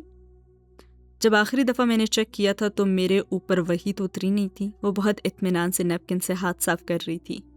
پھر کیا مدد کی تھی آپ نے ان کی؟ تم تل ملا کر پھر سے کچن کو دیکھا۔ تم میرے گھر کا ماحول خراب کرنے پہ تلی ہو۔ اگر آپ کے منہ سے نکلنے والے اگلے الفاظ میرے سوال کے جواب کے علاوہ ہوئے تو میں یہی سوال تھوڑی دیر بعد گرما گرم چائے کے ساتھ دہراؤں گی۔ اب وہ ہتھیلی پہ چہرہ ٹکائے مسکرا کر ان کو دیکھ رہی تھی۔ اتنا بھی نہیں کیا کچھ خاص جتنا وہ یاد رکھتا ہے۔ وہ زیادہ پڑھ نہیں سکا تھا، ماں نے تھوڑا بہت روپیہ پیسہ چھوڑا، اس سے چھوٹی عمر میں کاروبار کرنے کی کوشش کی تو سب ڈوب گیا، اوپر سے قرضہ بھی چڑھ گیا۔ اس کے ماموں کافی امیر آدمی ہیں مگر ان سے مانگتے اس کی ناک آڑے آتی ہے، اس لیے میں نے اس کی مدد کی تھی قرضہ اتارنے میں، اور پھر ایجنسی میں نوکری کے لیے بھی تھوڑی بہت کوشش کی۔ حالانکہ وہ میرٹ پہ سلیکٹ ہوا مگر اس کو بھی میرے کھاتے میں ڈال دیتا ہے. اب تو سارا قرضہ لوٹا بھی چکا ہے پھر بھی بھولتا نہیں ہے. تو اچھی بات ہے نا، زندگی بن گئی اس کی، اسی لیے تو یاد رکھتا ہے. وہ کوہنیاں میز پہ ٹکائے اب پھر سے پانی پی رہی تھی اور بڑے ابا نیپکن ہٹا کر اٹھے اور کونے میں لگے سنک کے اوپر ہاتھ دھونے لگے. زمر گھونٹ گھونٹ پانی پیتی مسکرا کر اپنے ابا کو دیکھتی رہی جو واقعی ابھی بوڑھوں اور معذوروں کی فہرست میں شامل نہیں ہوئے تھے، اور سین ہوا ختم. دروازہ زور زور سے بجا. 1 2 3 سعدی نے آ رہا ہوں کہتے راہداری پار کی. دوبارہ دستک ہوئی، بیل بھی بجی. اوہو، اس نے دروازہ کھولا تو سامنے فارس کھڑا تھا. یار ماموں میں کھول ہی رہا تھا، آپ. گڑبڑا کر وہ چپ ہوا. فارس نے آنکھ سے اشارہ کیا اور پیچھے مڑ کر کہا آئیے ماموں. سعدی کے لب کھل گئے. مطلب ماموں کے ماموں؟ وہ دیکھے بغیر اندر بھاگا. امی کچن میں شام کی چائے کو دم لگا رہی تھی. وہ ان کے سر پہ جا پہنچا. امی، ماموں کے ماموں آئے ہیں، مطلب اف. کیا؟ پہلے تو امی کو سمجھ نہیں آیا اور جب آیا تو جلدی سے باہر آئی. فارس راہداری سے ہوتا ہوا ان کو لا رہا تھا. گرے سوٹ میں ملبوس، باریک تراشیدہ سفید سرمئی مونچھوں والے، کافی باروب مگر ہینڈسم آدمی تھے. آنکھوں میں ایک سخت سا تاثر تھا، گردن میں سر. امی کے سلام کا سر کے خم سے جواب دیا، تنے آئی برو کے ساتھ. وہ آگے بڑے، صوفے پہ ٹانگ رکھ کر بیٹھ گئے. بہت اچھا لگا کہ آپ آئے. امی اپنی ابتدائی بوکھلاہٹ پہ قابو پاتی کہتے ہوئے صوفے کے کشن کے برابر کر رہی تھیں. شکر کے لاؤنج صاف پڑا تھا. پھر بھی نظر گھما کر دیکھا اور جب فارس پہ نگاہ ٹھہری تو ندرت نے بتایا کیوں نہیں والے انداز میں سے گھورا، مگر وہ ذرا سے شانے اچکا کر سنگل صوفے پہ جا کے بیٹھ گیا. یہ میرا بیٹا ہے سعدی. امی سامنے کھڑی تعارف کروانے لگی. سعدی نے مسکرا کر سلام کیا. انہوں نے بنا مسکرائے مگر شائستگی سے جواب دیا. وہ کشن لے کر کارپٹ پہ بیٹھ گیا. لاؤنج کے کونے میں کمپیوٹر ٹیبل پہ بیٹھی حنین مسلسل کی بورڈ پہ کچھ ٹائپ کر رہی تھی. ندرت نے بظاہر مسکراتے ہوئے مگر گھور کر کہا، ہنا سلام کرو. تو وہ ذرا سی مڑی، سلام کیا اور واپس. اورنگزیب کاردار نے تو شاید سنا ہی نہیں. پرتکلف سے بیٹھے تھے. آپ کو عزت بخشی ہے والا انداز. اور راہداری کا دروازہ پھر بجا، دھیما سا جیسے کسی نے انگلی کی پشت سے نوک کیا ہو. سعدی فوراً اٹھا تو کاردار صاحب بولے، میرا بیٹا ہوگا. کال سننے رک گیا تھا. سعدی راہداری میں آیا تو وہ ادھر کھلے دروازے میں کھڑا تو اس نے ٹائی اور ویسٹ بھی پہن رکھی تھی، بس کوٹ نہیں تھا. ٹائی، پن، کف، لنکس، جوتے، ہر شے اپنی قیمت آپ بتاتی تھی. اور اس سے زیادہ بیش قیمت تو اس کی مسکراہٹ تھی. میں ہاشم ہوں، ہاشم کاردار. میرے ڈیڈ غالباً اندر ہیں. وہ مسکراتے ہوئے اپنائیت سے بولا تھا اور سعدی جلدی سے اس تک آیا. جی وہ اندر ہیں، میں سعدی یوسف ہوں. اس نے بھی مسکرا کر بتایا اور اندر آنے کا راستہ دیا. ہاشم ندرت سے بھی اسی مسکراہٹ کے ساتھ ملا، پھر اپنے باپ کے ساتھ صوفے کے دوسرے سرے پہ جا کر بیٹھا. سعدی کو محسوس ہوا کہ وہ ہمیشہ اپنی گہری آنکھوں سے اطراف کا جائزہ لیتے ہوئے مسکراتے رہنے کا عادی تھا. جو بھی تھا وہ اسے اچھا تو لگا تھا. ہاشم کی شادی ہے اگلے ہفتے، ولیمے کا کارڈ مل گیا آپ کو؟ اسی سنجیدگی سے اورنگزیب کاردار نے ندرت کو مخاطب کیا. وہ سامنے سنگل صوفے پہ ٹکی ہوئی تھی اور سر ہلانے لگی. جی جی ہم ضرور آئیں گے. حالانکہ اس سے پہلے اس کے آنے کا کوئی ارادہ نہیں تھا. ہاشم اور میں آفس سے نکلے تو فارس مل گیا. ہاتھ سے ذرا سا اشارہ کیا اس کی طرف جو بے نیاز سا دوسرے سنگل صوفے پہ موبائل پہ کچھ کر رہا تھا. تو سوچا اس کے رشتہ داروں کو ذاتی طور پر مدعو کرتے. باقی آپ کے دوسرے رشتہ دار. نظر بھر کر ہاشم کو دیکھا. وہ سب ہاشم سنبھال لے گا. اور ہاشم نے اس بات میں سر کو خم کر دیا. اب اورنگزیب کاردار کلائی پہ بندی کھڑی کو دیکھتے خاموش بیٹھے تھے. بہرحال ان کی مہربانی تھی کہ وہ چلے آئے، ورنہ مزاج کے تو وہ اس طرح سخت اور غصہ مشہور تھے. ندرت نے سوچا. خاموشی کا وقفہ ذرا بڑا تو ہاشم نے دوستانہ انداز میں کارپٹ پہ کشن کے سہارے بیٹھے 18 سالہ سعدی کو مخاطب کیا. کیا پڑھ رہے ہو تم؟ یونیورسٹی آف لیڈز میں کیمیکل انجینئرنگ کے لیے اپلائی کیا مگر ابھی اسکالرشپ کا حتمی فیصلہ نہیں آیا. تو کتنی امید ہے کہ انجینئر بن جاؤ گے؟ سعدی ذرا سا جھینپ کر ہنسا. میں کچھ کہہ نہیں سکتا.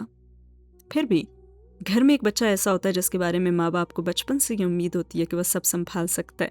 مسکرا کر باپ کو دیکھا اور ندرت کی طرف متوجہ ہوا. وہ جو ضرور کسی قابل بن جائے گا. تو آپ کے بچوں میں سے ایسا کون ہے؟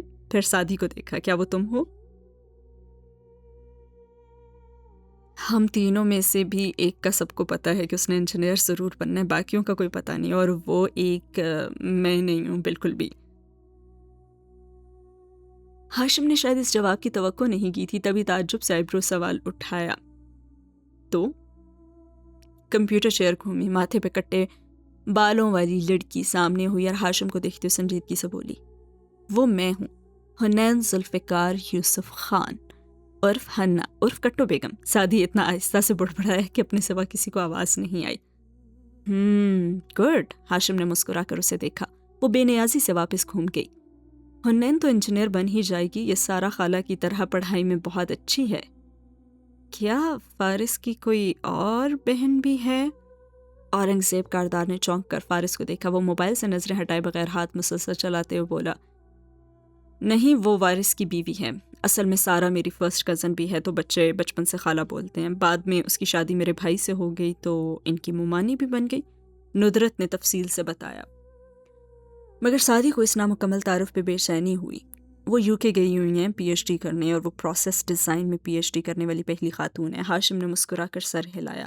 اورنگ زیب پھر سے گھڑی کو دیکھنے لگا اور سعدی کو لگا کوئی متاثر ہی نہیں ہوا۔ اس نے ہاشم سے پوچھا، آپ نے کہاں سے پڑھا ہے؟ آسٹن فورٹ سے، میں لائر ہوں۔ سعدی کے لب میں سکڑے، تو آپ وکیل ہیں؟ میری پھپھو بھی وکیل ہیں۔ انہوں نے کہاں سے پڑھا ہے؟ وہ اسی نرم مسکراہٹ کے ساتھ پوچھ رہا تھا۔ یہیں پاکستان سے۔ سعدی کے لہجے میں فخر تھا۔ ندرت چائے کے لیے اٹھی تو اورنگ زیب منع کرنے لگے۔ ان کو جانے کی عجلت تھی اس وقت، بے حد ان کا وقت تو قیمتی تھا، مگر ندرت اصرار کر ہی رہی تھیں۔ تم میرے ساتھ رؤف کی طرف آؤ گے؟ انہوں نے ہاشم کو مخاطب کیا۔ جی، مگر میں وہاں سے جلدی اٹھ جاؤں گا، شہری نے کوئی نئی مووی لی تھی، ہمارے ساتھ دیکھنے کا پروگرام کیا ہے۔ اورنگ زیب صاحب نے ہوں میں سر کو خم دیکھتا ہوا پھر گھڑی دیکھی، سے پہلے کہ وہ فارس سے کہتے کہ اپنی بہن کو فضول کی خاطرداری سے منع کرو۔ کمپیوٹر چیئر کے پہیے گھومے، حنین سامنے آئی۔ کون سی مووی دیکھنے جا رہے ہیں؟ ہاشم نے بے اختیار سے دیکھا۔ ایک نئی امریکی مووی آئی ہے۔ آپ نام بتائیں، میں نے دیکھ رکھی ہوگی۔ یہ وہ متذبذب ہوا، ابھی کچھ عرصہ پہلے ریلیز ہوئی ہے، بورن الٹیمیٹم۔ بورن سیریز، حنین نے منہ بنایا۔ اس کا صرف پہلا پارٹ اچھا تھا، مگر یہ والا پارٹ کافی ڈریگ کیا گیا، اس میں وہ بات نہیں ہے۔ ہاشم نے مسکراتے ہوئے تیکھی نظروں سے اسے دیکھا۔ کیا تمہیں یقین ہے کہ تم بورن سیریز کے ناولز کی بات نہیں کر رہی؟ آپ یہ کہنا چاہ رہے ہیں کہ میں ناولز پڑھ کر ظاہر کر رہی ہوں کہ میں نے مووی بھی دیکھ رکھی ہے؟ شاید آپ کو معلوم نہیں ہے کہ یہ سیریز ان ناولز پہ صرف لوزلی بیسڈ ہے، اور جب آپ یہ نیا پارٹ دیکھیں اور اکثر جگہوں پہ کیمرہ بری طرح ہلتا ہوا محسوس ہوگا آپ کو، اور لگے جیسے کیمرہ مین کو تو راشا لاحق ہے، تو جان لیجیے گا کہ آپ سے پہلے یہ فلم دیکھنے والی حنین یوسف سچ کہہ رہی تھی، اور میں اس فلم کو مزید ڈسکس کرتی، لیکن مجھے اس طرح کی فلمیں زیادہ پسند نہیں ہیں، سو بات ختم۔ ہاشم نے صرف مسکرا کر سر ہلایا، مگر اورنگ زیب کار دیر آنکھیں سکیڑ کر اس کو دیکھنے لگے تھے۔ تو تمہیں کس طرح کی فلمیں پسند ہیں؟ وہ ابھی بھی پرتکلف اور سرد آواز میں پوچھ رہے تھے، مگر توجہ پوری اسی کی طرف تھی۔ سعدی نے گہری سانس لے کر سر جھٹکا، جیسے کٹوں کو سننے کی تاب اس میں نہیں تھی۔ حنین نے لاپرواہی سے شانے اچکائے۔ فلم کا اچھا ہونے کے لیے کسی خاص طرح کا ہونا ضروری نہیں ہے، پلاٹ اور کرداروں کو اچھا ہونا چاہیے، اور کسی بھی کہانی کے اچھا ہونے کا مطلب حقیقت سے قریب ہونا نہیں، کنونسنگ ہونا ہے۔ مجھے ایسی امریکی فلمیں نہیں پسند جن میں ہیرو مار کھا کر بھی نہیں مرتا، مگر ڈائی ہارڈ مجھے بہت پسند ہے۔ مجھے ہارر فلمیں بھی سخت ناپسند ہے، مگر دی رنگ بہت اچھی ہے۔ جادوئی فینٹیسی تو مجھے زہر لگتی ہے، مگر ہیری پوٹر اور لارڈ آف دی رنگز کی کیا ہی بات ہے۔ سائنس بھی بہت بور کرتی ہے، مگر مجھے آئے روبوٹ میں بار بار دیکھ سکتی ہوں۔ سائیکو تھرل سے تو مجھے چڑ ہے، مگر سائلنس آف دی لیمب میری فیوریٹ ہے۔ وہ تب خاموش ہوئی جب چائے آئی اور اورنگ زیب صاحب نے کپ پکڑ بھی لیا اور گھونٹ بھر بھی لیا۔ دیکھ ابھی تک وہ اسی کو رہے تھے۔ تو پھر تمہیں آخر پسند کس طرح کی انگریزی فلمیں ہیں؟ کس نے کہا کہ مجھے انگریزی فلمیں پسند ہیں؟ ہالی ووڈ کی ہر فلم اب ایک جیسی لگنے لگی ہے۔ میں تو ایرانی، کورین، چائنیز، تائیوانی اور ہسپانوی فلمیں دیکھتی ہوں زیادہ شوق سے، اور ہسپانوی بھی وہ جو اسپین کی نہیں بلکہ کولمبیا کی ہسپانوی زبان میں بنی فلمیں ہوں۔ ہاشم نے باپ کو دیکھ کر مسکراتے ہوئے پوچھا، اور ایک لائق اسٹوڈنٹ کو فلمیں دیکھنے کا فارغ وقت کیسے مل جاتا ہے؟ کس نے کہا کہ میں اپنا فارغ وقت صرف موویز پہ لگاتی ہوں؟ مجھے تو کمپیوٹر گیمز زیادہ پسند ہے۔ میں نے اب تک کال آف ڈیوٹی میں پتہ ہے کتنے… حنین، اگر تم ابھی کے ابھی خاموش ہو کر ہمیں شکریہ کا موقع دو تو میں وعدہ کرتا ہوں کل تمہارے لیے 6 عدد سیخ کباب لاؤں گا۔ سعدی نے بس ہاتھ نہیں جوڑے، لہجہ ورنہ ایسے ہی تھا، اور حنین نے سنجیدگی سے ذرا مڑ کر اسے دیکھا۔ 6 نہیں 12 اور 7 میں میونیز والی سوس پی اور واپس گھوم گئی۔ ہاں ہاں ٹھیک ہے، سعدی نے گویا اس سے جان چھڑائی۔ اورنگزیب صاحب آدھی چائے پی بھی چکے تھے، باکس آفس ختم ہوا تو باقی چائے کی امید بھی دم توڑ گئی تھی اور وہ اٹھ گئے۔ فنکشن میں آنا اور اس بچی کو بھی ساتھ لانا۔ دروازے تک جاتے انہوں نے ندرت سے بس اتنا کہا۔ سعدی اور وہ پھر انہیں باہر تک چھوڑ کر آئے اور فارس وہیں بیٹھا رہا۔ جب تک تمہارا اسکالرشپ فائنل نہیں ہو جاتا نا، تم میرے گھر آ جایا کرو، میری اسٹڈی تمہیں ضرور متاثر کرے گی اور تم وہاں بیٹھ کر کچھ پڑھ بھی سکو گے۔ ہاشم نے کار کے ساتھ کھڑے سعدی کو جب یہ بات کہی تو اس نے ازارہ مروت کی جانے والی پیشکش سمجھ کر آخری خدا حافظ سے پہلے جب ہاشم نے یہ دہرایا تو سعدی نے بھی مسکرا کر آنے کا وعدہ کر لیا۔ گو کہ اسے بالکل بھی نہیں لگتا تھا کہ وہ کاردارس کی طرف جائے گا، اسے غلط لگتا تھا۔ اور سین ہوا یہاں پہ ختم۔ زمر فون کان سے لگائے لاؤنج میں بے چینی سے ٹہل رہی تھی، اس کی آنکھوں میں شدید اضطراب تھا۔ دوسری جانب گھنٹی بج رہی تھی، دفعتاً وہ رکی۔ جی میں زمر بات کر رہی ہوں۔ جی بالکل، میں نے طلباء کی فہرست معلوم کرنے کے لیے کال کی تھی جو اسکالرشپ کے لیے نامزد ہوئے۔ ایک گھنگریالی لٹ انگلی پہ لپیٹتی بظاہر نارمل انداز میں یہ بات کہہ رہی تھی۔ آپ مجھے وہ 5 نام پڑھ کر سنا سکتے ہیں؟ جی ہوں۔ وہ لب آپس میں پیوست کیے ٹہلتی ہوئی سنتی گئی، چہرے پہ تناؤ بڑھ گیا۔ 1 2 5، کیا یہی تمام نام ہے؟ آر یو شور؟ آہستہ آہستہ آنکھوں میں امید کی جوت بجھتی گئی۔ اوکے، مگر کیا آپ کاؤنٹر چیک کر سکتے ہیں؟ اس لسٹ میں واقعی کسی سعدی یوسف کا نام نہیں ہے؟ ایک آخری امید جس پہ سب کی دنیا قائم ہے، مگر جواب سن کر ساری دنیا ڈوبتی گئی۔ اوکے، اسے اپنی مدھم آواز سنائی دی تھی اور آہستہ سے فون اس نے رکھا اور صوفے پہ جا کے بیٹھ گئی۔ کمرے سے فرحانہ کے دروازہ کھولنے کی آواز آئی۔ لحاف کا بنڈل بنا کر اٹھائے وہ اسٹور روم کی طرف جا رہی تھی، اسے زرد شل سا بیٹھے دیکھ کر رکی۔ کیا ہوا؟ وہ چونکی اور پھر پھیکا سا مسکرائی۔ کچھ نہیں ہوا، اور یہی تو صدمہ تھا کہ کچھ نہیں ہوا، اور ساتھ ہی ہوا یہ سین ختم۔ آج کمپیوٹر چیئر خالی تھی کیونکہ حنین صوفے پہ بیٹھی تھی، گود میں پلیٹ تھی اور وہ ابھی تک کھا رہی تھی۔ ان کی 1 ڈش پارٹی ہو چکی تھی۔ زمر بڑے صوفے پہ بیٹھی ٹشو سے نفاسہ سے لب تھپتھپا رہی تھی۔ سعدی امی کے ساتھ برتن اٹھوا رہا تھا، سیم باقی ماندہ پیپسی پی رہا تھا۔ ہاں میں نے پتہ کیا تھا، ٹشو سے ہاتھ صاف کرتے ہوئے زمر نے سعدی کے سوال کا جواب دیا اور پھر اس کی طرف دیکھ کر سکون سے بولی، ناموں کا اعلان ابھی نہیں ہوا، شاید 2-3 دن مزید لگیں گے۔ سعدی کا جوش، امید، خوف سب ٹھنڈا ہوا۔ وہ آخری پلیٹ ندرت کے ہاتھ میں پکڑی، ٹرے میں رکھ کر زمر کے ساتھ صوفے پہ بیٹھا، گھٹنوں پہ کوہنیاں رکھے آگے کو جھک کر بیٹھ گیا۔ وہ مایوس سا لگ رہا تھا۔ سعدی تمہیں اسکالرشپ مل جائے گا۔ بعض دفعہ لوگ میرٹ پہ اسکالرشپ نہیں بانٹتے بلکہ ناانصافی کر جاتے ہیں، اس کے باوجود تمہارے ساتھ ناانصافی نہیں ہوگی۔ اس نے سعدی کے کندھے کو تھپتھپایا۔ وہ کہہ کر مسکرا دیا، مگر وہ بددل زیادہ تھا۔ تبھی جب گھنٹی بجی تو اس نے کہا، سیم موٹے آلو، جاؤ جا کر دروازہ کھولو، کبھی کوئی کام کر بھی لیا کرو۔ سیم نے فوراً تعمیل کی۔ جب وہ واپس آیا تو اس کے پیچھے فارس تھا۔ چوکھٹ پہ وہ ذرا دیر کو جھجکا، زمر بھی اسے دیکھ کر ذرا زیادہ سیدھی ہوئی۔ سوری، میں غلط وقت پہ آ گیا، وہ جو چیزیں کہیں تھیں آپا سے وہی لینے آیا تھا، اور وہ بالکل بھی نادم نہیں نظر آیا تھا۔ اٹس اوکے ماموں، آئیں، ہم بس پارٹی ختم کر چکے تھے۔ سعدی اٹھ کھڑا ہوا۔ میں بھی بس نکلنے والی تھی، اور آپ ٹھیک ہیں؟ زمر اپنی چیزیں سمیٹتے ہوئے اسے دیکھ کر ذرا سے تکلفاً مسکرائی، اور فارس نے قدرے تعجب سے اسے دیکھا اور میز کی حالت کو۔ پارٹی تو واقعی ختم ہو چکی تھی۔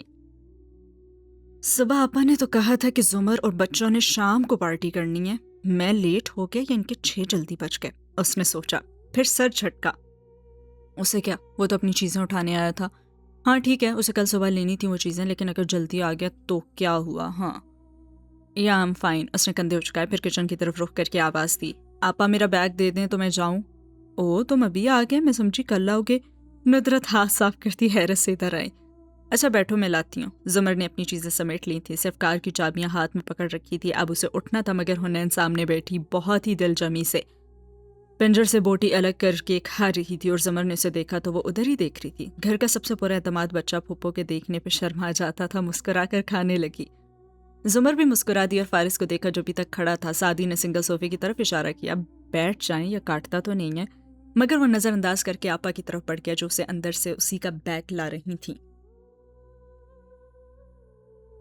کیا بس یہی بھیجوایا ہے سلیم انکل نے؟ اس نے بیگ کو ہاتھوں میں لے کر ٹٹولا جیسے वजन चेक कर रही हो उसका। हाँ, एक दफ़ा देख कर तसल्ली कर लो सब कुछ पूरा है। वो बैठ गया और बैग की जिप खोली। जुमर भी बेख्तियार देखने लगी। बाकी सबको शायद पता था कि अंदर क्या है। फारिस ने हाथ डालकर बंदूक निकाली, लंबी नली वाली एंटीक गन। उलट पलट कर देखा, फिर अंदर मौजूद गोलियां चेक की। सब पूरा था। ये हमारे अब्बू के एक दोस्त थे, उनको शिकार का बहुत शौक है। फारिस को उनकी कोई गन अच्छी लगी तो उन्होंने उसके लिए भिजवा दी, मगर उसको जिद थी कि ये खरीदेगा, तोहफा नहीं लेगा। यूं करते करते उनको बाहर जाना पड़ गया, तो पेमेंट मिलने के बाद मेरी तरफ ड्रॉप करवा दी। नुदरत ने जुमर को देखते हुए वजाहत दी और फारिस ने जिप बंद करके सर उठाया तो वो उसी को देख रही थी। आपको गन्स पसंद हैं? ताज्जुब से उसने आईब्रो उठाई। फारिस ने 2-3 सेकंड उसकी आंखों में देखा और फिर आईब्रो उचका कर बोला, बहुत ज़्यादा, क्योंकि गन्स इंसान को नहीं मारती, इंसान इंसान को मारते हैं। मेरा ये मतलब नहीं था। और आपकी पढ़ाई ठीक जा रही है? उसने बात बदली और सोफे के किनारे टिकी। वो बस जाने की तैयारी ही में थी। मगर उसे देखते हुए फारिस ठहरा। आपने जो पिछले हफ्ते हैंड आउट फ़ोटो कॉपी करवा कर क्लास में दिया था वो मुझे नहीं मिला। ओ, मगर वो तो आपके आने के बाद दिया गया था। शायद अभी मेरी कोई अहमियत नहीं है वहाँ। उसने शाने उचका दिए। जुमर फिक्रमंद हुई। फिर तो आपको वो तीनों टॉपिक समझ में भी नहीं आए होंगे। सब ऊपर से गुजर गया था। हाथ से सर के ऊपर इशारा किया। अगर आपके पास वक्त हो तो। जी बिल्कुल, मैं कल नहीं परसों। थोड़ी पिंगली रखे उसने सोचा। हाँ, परसों आप मेरे पास आइएगा क्लास से पहले। मैं तब तक आपके लिए वो नोट्स दोबारा कॉपी करवा दूंगी। Sure, thanks. उसने बस इतना कहा। हुनैन अब हाथ धोने किचन में जा चुकी थी और जुमर जाने के लिए उठ गई, मगर उठने से पहले उसने चाबियां कुशन के पीछे रखी और उनको देखे बिना खड़ी हो गई। फारिस ने बैग कंधे पे डालते हुए किन अखियों से ये देखा था। उसे छोड़ने बाहर आ गया वो। हुनैन वापस आई तो वह जा चुकी थी और वह एकदम खिड़की के पास जाकर खड़ी हो गई और पर्दा हटाकर बाहर देखने लगी। फारिस पुतलियां सुकेड़ कर अब बगौर हुनैन को देख रहा था। दफतन वो चहकी और चेहरे पे सारे जमाने की खुशी उभर आई। फुफ्फो फिर भूल गई और जल्दी से सोफे तक आई। ऊपर नीचे हाथ मारा, कुशन परे किया। ये रहा चाबियों का गुच्छा। उसने फातिहाना अंदाज में वो उठाया और राहदारी की तरफ लपकी। फारिस को यहाँ तक आवाजें आ रही थी। जुमर और सादी वापस आए थे। फुप्पो चाबी भूल गई, सादी ने पुकारा। हुनैन उनको चाबी दे रही थी और जुमर कुछ कह रही थी। हर दफा का मामूल। सादी हर दफा हैरान होता, फिर कभी हंस देता। अब भी हंस दिया। वो चली गई और घर खामोश हो गया। हालांकि वो तो इतना बोलती भी नहीं थी। खामोशी साथ लाती थी और खामोशी छोड़ जाती थी। हुनैन वापस आई तो उसका चेहरा गुलनार हो रहा था। बड़ी फुर्सत से उसने प्लेट उठाई और किचन में चली गई। कुछ देर बाद जब फारिस उनको खुदा हाफिज कहकर बाहर निकला तो गाड़ी में बैठते ही बैग पिछली सीट पे फेंका। डैशबोर्ड का खाना खोला, इधर उधर चीजें पलटी और फिर वो मिल गया। फोटो कॉपी शुदा नोट्स। वो उससे उठाए बाहर निकला और सड़क के किनारे एक कूड़े के बड़े से डिब्बे के ऊपर खड़े होकर दोनों हाथों में उसे पकड़े उसके 4 टुकड़े किए और अंदर फेंक दिया। फिर दूर आसमान को देखते हुए गहरी सांस ली। अब मुंह से कुछ निकल जाए तो बंदा क्या करे। शाने उचकाकर वो वापस हो लिया और सीन हुआ खत्म। कारदारस का कसर अपनी पूरी आबोताब से उस सब्ज़ाजार पे खड़ा था। लॉन में बावर्दी मुलाजमों की आमदोरफ्त जारी थी। सारे बकिया मानदा काम जल्दी जल्दी निपटाए जा रहे थे। शादी में दिन न होने के बराबर रह गए थे। सादी यूसुफ ने मेन डोर के सामने खड़े होकर चंद गहरे सांस लिए। एक आदमी मुरव्वत में पेशकश करे मैं फौरन से पहुंच जाऊं, क्या यह अच्छा लगता है? अभी जब वो फारिस से मिला था तो उसने पूछा था, अच्छा लगता हो या बुरा, मैं तो निकल रहा हूँ। अब तुम उधर बैठकर टीवी देखो, दीवारों से बातें करो या हाशिम से मिलाओ, तुम्हारी मर्जी। वो चाबी और वॉलेट उठाते हुए बोला तो सादी ने उसे देखा। ऐसा सलूक करता है क्या कोई मेहमान के साथ?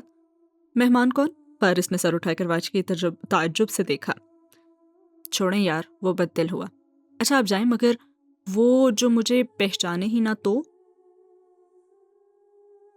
लो, हाशिम कभी कुछ भूलता है? फारिस ने सर झटका। उसके अंदाज पे सादी ने गौर से उसे देखा।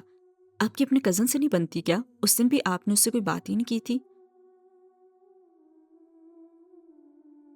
देखो यार, फारिस ने हाथ उठाकर 2 ठोक कहना शुरू किया।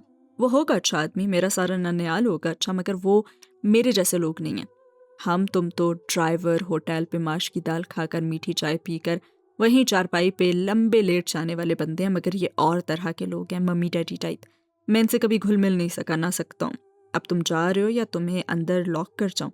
और अब वो दरवाजे के सामने खड़ा था। बजाया भी नहीं था, मगर अंदर से जैसे उसे देख लिया गया था। दरवाज़ा खुला और फिलिपाइनी मुलाजमा मेरी एंजो मुस्कुराती हुई खड़ी थी। Good evening. थैंक्स। मैं हाशिम घर पे हैं? मामू के कज़न को क्या कहकर पुकारना चाहिए उसे समझ में नहीं आया। और आप कौन?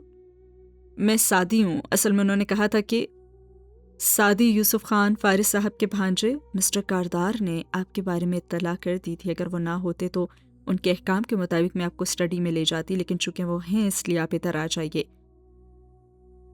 मैरी ने इतनी खुश अखलाकी से मुस्कुराते हुए अदब से अंदर आने का इशारा किया कि वो वाकई हैरान हुआ। बहरहाल उसका एतमाद बढ़ा।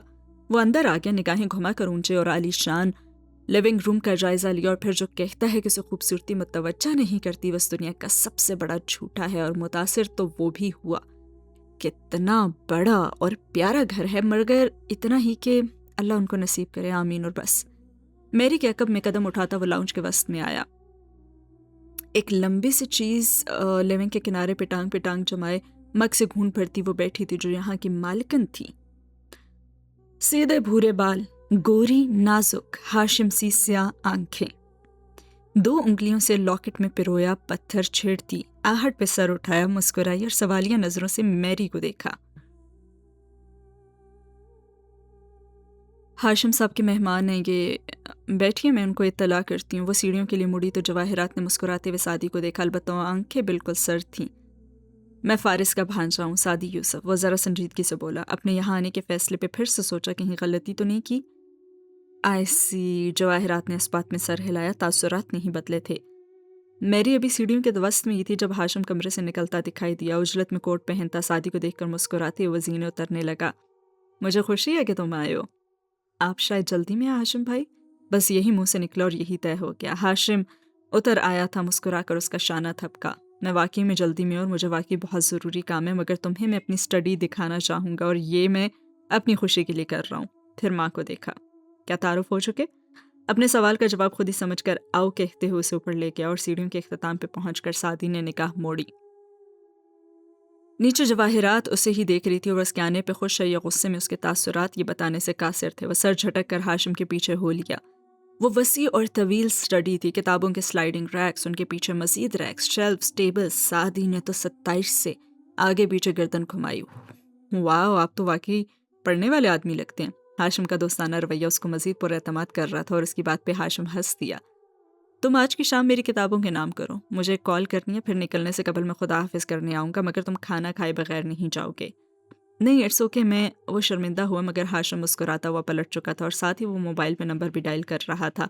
वो ऐसे ही था, बहुत एतमाद से, एक ही वक्त में बहुत से महाजों को निपटाने वाला। नीचे जवाहिरात मग की आखिरी घूंट भर रही थी। सर उठाकर उसने हाशिम को स्टडी से निकलकर अपने कमरे में जाते देखा तो मग रखकर खड़ी हो गई और बारीक हील से चलती वो लाउंज के सिरे पे बने अपने कमरे तक आई। अंदर कद आदम आईने के सामने खड़े औरंगजेब टाई की नॉट दुरुस्त कर रहे थे। एक सूट में मलबूस मुलाजिम उनके कोट को कंधे से हल्का सा ब्रश करके पीछे होकर तनकीदी निगाहों से जायजा ले रहा था। क्या तुम मुझे मेरे शौहर के साथ तन्हा छोड़ोगे? मुस्कुरा कर कहती जवाहिरात आईने के साथ आकर खड़ी हुई। मुलाजिम सर हिलाकर फौरन बाहर निकल गया। क्या हाशिम तैयार हो गया? पहले वो तुम्हारे भांजे के रिश्तेदारों की खातिर मदारत तो कर ले। वैसे इस काम के लिए क्या तुम बहुत नहीं थे? मुस्कुराहट लबों पे थी मगर आंखें तो सुलग रही थी। फारिस के रिश्तेदार जब चाहें इधर आ सकते हैं। उसको उसकी माँ का जायज़ हिस्सा मैंने कभी नहीं दिया तुम्हारे लिए, अब और क्या चाहती हो? और एनेक्सी, वो इसके हिस्से से बहुत कम है, तुम जानती हो, तलखी से कहते हो वो टाई पिन लगा रहे थे। तुम्हारे बस में होता तो उससे और भी बहुत कुछ दे देते, मगर वो खुद ही कुछ लेने में इंटरेस्टेड नहीं है। कितना अच्छा हो अगर तुम अपनी शक्ल मुझे कम से कम दिखाया करो। मुआयने में खुद को देखते माथे पे बल लिए बोले थे और जवाहिरात की मुस्कुराहट खत्म हो चुकी थी। बमुश्किल उसने जब्त किया। मैं जा रही थी, मगर तुमसे मुखातिब होने की तकलीफ मैंने सिर्फ इसलिए उठाई कि अगर हम तीनों जा रहे हैं तो फारिस का रिश्तेदार मेरे घर में अकेला क्यों है? क्या तुम्हारा दूसरा बेटा अपने कमरे में अपनी नाकामी का सोग नहीं मना रहा? वो जो मेज से पर्स उठाने आई थी रुकी, झपट कर पर्स उठाया और घूमकर उसके सामने आई। उसे नाकाम मत कहो औरंगजेब। वो अगर पहले नंबर पे नहीं आता तो दूसरे नंबर से नीचे भी नहीं जाता। अगर स्टैनफोर्ड या हार्वर्ड नहीं जा सकता तब भी 3 बेहतरीन यूनिवर्सिटीज़ उसे अप्रूव कर चुकी हैं। और एक दफ़ा तुम उसका DNA टेस्ट क्यों नहीं करा लेते ताकि तुम्हें भी मालूम हो जाए कि वह तुम्हारा भी बेटा है, और शायद फिर तुम उसकी कदर करना शुरू कर दो। शेरनी बिफर चुकी थी। औरंगजेब अब कॉलर दुरुस्त कर रहे थे। وہ میرا بیٹا ہے اور مجھے عزیز ہے، اسی لیے جہاں اسے دیکھنا چاہتا ہوں وہ وہاں نہیں ہے۔ اچھا ہونا صرف ہاشم جیسا ہونا نہیں ہوتا، وہ فارس کے بہن کے بچے، وہ تو مجھے زیادہ قابل لگے تھے۔ جواہرات شعلہ بار آنکھوں سے انہیں گھورتی رہی، پھر تیزی سے پلٹ گئی۔ باہر آ کے اس نے مؤدب کھڑی میری کو روکا۔ فارس کے رشتہ دار کو چائے وغیرہ بھیجوا دینا، پھر رات کا کھانا کھلائے بغیر مت جانے دینا اور اس پہ نظر بھی رکھنا، گہری نظروں سے گھور کر کہا، اور میری نے سر ہلا دیا۔ اوپر ہاشم اپنے کمرے سے نکل کر اسٹڈی میں جاتا دکھائی دے رہا تھا۔ اندر سعدی ایک کرسی پہ بیٹھا کسی کتاب کے صفحے پلٹ رہا تھا، اور وہ اتنا محو تھا کہ جب ہاشم اس کے قریب آیا تو اسے پتہ بھی نہیں چلا، بس پڑھتا رہا، اور ہاشم نے گردن ترچھی کر کے کتاب کا سر ورق دیکھا۔ یہ کہاں سے نکال لی تم نے؟ میں تو اسے بھول ہی چکا تھا۔ سعدی چونکا، پھر اسے دیکھ کر جلدی سے کھڑا ہوا۔ او، میرا خیال تھا آپ جا چکے ہیں، بلکہ آپ جائیے ہاشم بھائی، ورنہ مجھے لگے گا کہ میں آپ کو ڈسٹرب کر رہا ہوں۔ اور ہاشم نے جواب دیے بنا کتاب اس کے ہاتھ سے لے لی۔ الٹی پلٹی پہلے صفحے پہ قلم سے لکھا تھا ہاشم کاردار کے نام، شاید کبھی ضرورت پڑے، فقط محمد اولا۔ وہ ہلکا سا مسکرایا۔ محمد اولا اور محمد ثانی یہ جڑواں بھائی تھے میرے ساتھ لاء اسکول میں۔ محمد اولا نے یہ مجھے کتاب دی تھی، وہ خود کسی ٹراما سے گزرا تھا تو اس کو شاید اس کتاب نے ٹھیک ہونے میں مدد کی تھی۔ وٹ ایور، مجھے تو یاد بھی نہیں ٹھیک سے۔ وہ اس کی پشت کو پڑھنے لگا۔ یہ 13ویں صدی کی کسی مسلمان عالم کی لکھی گئی کتاب ہے، میں نے تب پڑھی تھی، اچھی تھی مگر اب میں بھول چکا ہوں۔ کیا تمہیں پسند آئی؟ اس نے چہرہ اٹھا کر سعدی کو دیکھا۔ بہت زیادہ عجیب چام ہے اس میں، جیسے میں شیخ کے زمانے میں واپس چلا گیا ہوں۔ ہاشم نے کتاب میز پر رکھی، جھک کر کھڑے ہوئے، قلم نکال کر پہلے صفحے پہ محمد اولا کے دستخط تلے لکھا، for the reading pleasure of Saadi Yousuf. نیچے اپنے سائن کیے، تاریخ ڈالی اور کتاب بند کر کے اسے تھما دی۔ پہلی دفعہ میرے پاس سے کوئی خالی ہاتھ تو نہیں جاتا۔ ارے تھینک یو، مگر اس کی ضرورت نہیں تھی۔ وہ شرمندہ ہوا۔ ضرورت مجھے بھی نہیں تھی، مگر تم ذہین لڑکے، اور میں ذہین لوگوں سے متاثر نہیں ہوتا، میں صرف ذہین جمع محنتی لوگوں سے متاثر ہوتا ہوں، اور تم وہ بھی ہو۔ کھانا کھا کر جانا۔ کندھا تھپک کر بالکل کسی بڑے بھائی کی طرح وہ کوٹ کا بٹن بند کرتا مڑ گیا اور تیز تیز باہر نکل گیا۔ اور سعدی نے 27 سے سوچا تھا، کیا بندہ ہے یار۔ اور ساتھ ہی ہوا یہ سین ختم، اور اسی کے ساتھ آج کی ایپیسوڈ کو بھی کرتے ہیں ختم۔ کیسی لگی آج کی ایپیسوڈ ضرور بتائیے گا کامنٹ سیکشن میں۔ ملتے ہیں اگلی ایپیسوڈ میں۔ اللہ حافظ۔